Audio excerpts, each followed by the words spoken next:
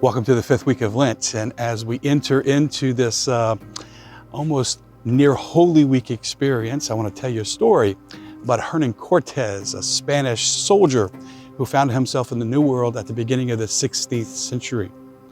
Cortés had been in the New World for several years and was very familiar with just the intensity of the battles that he had faced. And on this particular occasion in 1519, Cortés was asked to host 700 soldiers and 11 ships and continue the battle. Cortés landed on the beach and asked his men, as well as himself, to get off their ships, to stand on the shore. Cortés knew of the intensity of the battle, and so he looked his men in the eye and he asked them, "Are you ready for the battle?" And they all said, "Yeah." Cortés knew human nature. He knew his own struggles. He knew that when the battle gets tough, we are often tempted to flee into something that's easier, tempted to escape the battle. So he looked his men in the eye a second time and he asked, "Are you ready for the battle?" And they all said, "Yeah." Determined, intentional, Cortés asked his men to get everything off their ships, get all the gear, get all the food, get all the horses, get everything off the ships. And as they dismounted and had everything on the beach, here's the scene. You can see it. Spain's behind them. The ships are there in the bay. The men are on the beach. Cortés looks at them with all that in view and asks them a third time, "Are you ready for the battle?" And they all said, "Yeah." And Cortés looked at them and said, "Burn the ships. We're never going home." You see, Cortés knew that when the battle got tough, if those ships were in the bay, his men would be tempted to get on those ships and go back to a life where it was easier. Those ships were sources of temptation that would be presented to his men when it got hard, luring them to believe that they could go back to where it was easier. And so Cortés says, remove the temptation, burn the ships. We all have ships. We all have patterns of thinking, or our response to emotion, our own experience of consistency. We all have ships, things that we grasp at, or ways that we escape the difficulty of our commitment to Jesus Christ.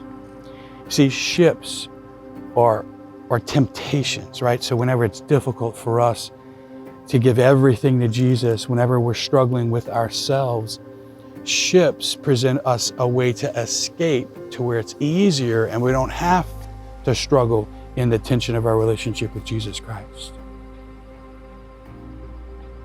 Cortés knew that if his men were going to succeed in the battle, they had to burn the ships. And if you and I are going to succeed in what we really want, if we're going to allow God to bring us to where He wants to bring us, then we have to burn the ships. If not, what will happen is we'll look at Lent as a temporary time of 40 plus days. And I've often done that. I used to think that Lent was this temporary time. And then I came to realize that Lent was so much more than that. This is not about 40 days. This is about the rest of your life. And this is about the person of Jesus Christ, His gift to us on the cross.